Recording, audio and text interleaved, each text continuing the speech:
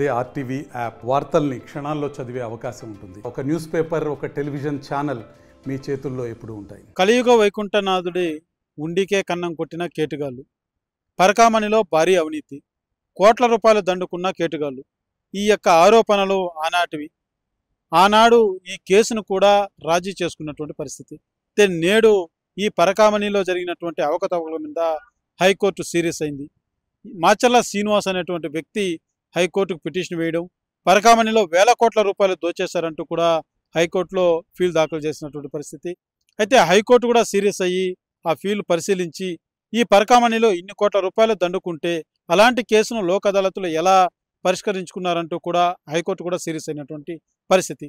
అయితే హైకోర్టు ఆ పిటిషన్ మీద పూర్తి స్థాయిలో మరొక్క మారు ఏదైతే లోక్ అదాలత్లో రాజీ చేసుకున్నటువంటి పరకామణి కేసుని పునరా పరిశీలించాలని, దర్యాప్తు చేయాలని కూడా సిఐడి అధికారులు కూడా అప్పచెప్పినటువంటి పరిస్థితి. ఈ నేపథ్యంలోనే సిఐడి అధికారులు కూడా తిరుమల క్షేత్రానికి వచ్చి తిరుమలలో ఏదైతే 1 టౌన్ పోలీస్ స్టేషన్ కావచ్చు, ఉన్నత అధికారుల వద్ద, అదే రకంగా టీటీడీ పరిపాలనా భవనం తిరుపతిలో ఉన్నటువంటి పరిపాలనా భవనం వద్దకు వచ్చి అక్కడ కూడా పలు కీలకమైనటువంటి డాక్యుమెంట్లు అంతా కూడా స్వాధీనం చేసుకున్నారు. ఏదైతే లోక్ అదాలత్లో రాజీ చేసుకున్నటువంటి ఆ కేసు సంబంధించి వివరాలన్నీ కూడా పూర్తి స్థాయిలో టీటీడీ నుంచి సేకరించినటువంటి పరిస్థితి. ఆ తదనంతరం తిరుపతిలోని జిల్లా కోర్టు వద్ద కూడా సిఐడి అధికారులు వెళ్ళారు.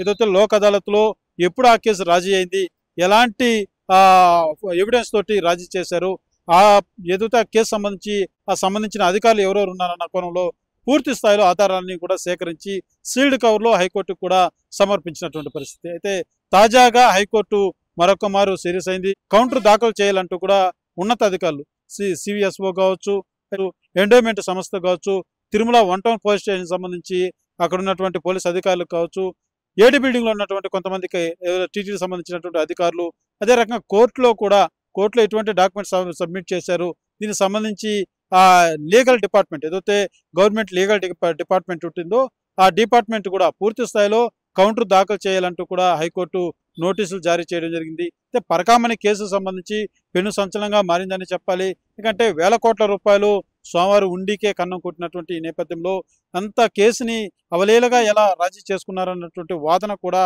పెద్ద చర్చనీయాంశంగా మారింది తెలుగు రాష్ట్రాల్లోనే చెప్పాలి. కోటాను కోట్ల భక్తుల మనోభావానికి సంబంధించిన ఆ అంశం కూడా అని చెప్పాలి. ఎందుకంటే సోమవారికి వచ్చేటువంటి ఉండి ఆదాయం అన్నది ప్రతి భక్తుడు కూడా ఎంతో విశ్వాసంతో, నమ్మకం, భక్తితోటి సమర్పించేటువంటి కానుకలు.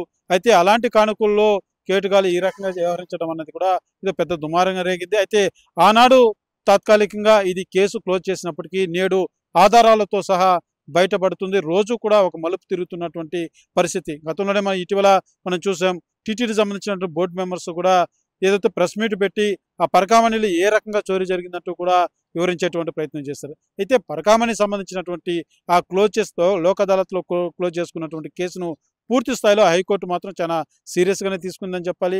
ఒక రకంగా ఉన్నత అధికారులు కూడా గతంలో మందలించినటువంటి పరిస్థితి.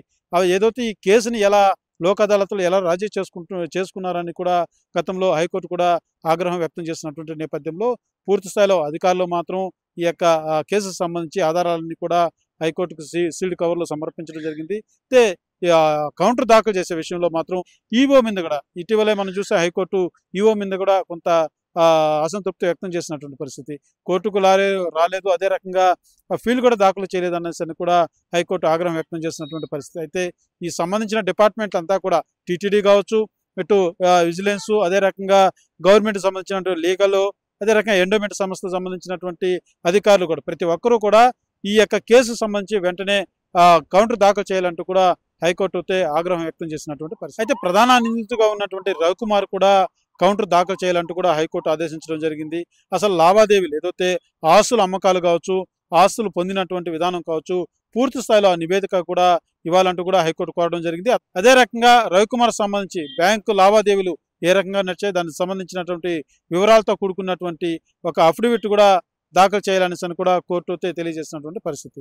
తెలుగులో న్యూస్ కి ఫాస్టెస్ట్ యాప్ ఇప్పుడు టోటల్లీ న్యూ అవతార్లో జస్ట్ 5 సెకండ్స్ లో కంప్లీట్ న్యూస్, సోషల్ మీడియాల ట్రెండ్స్ కి one stop solution, live TV app, voice search option తో ఇప్పుడే డౌన్లోడ్ చేయండి లేదా అప్డేట్ అయిపోండి.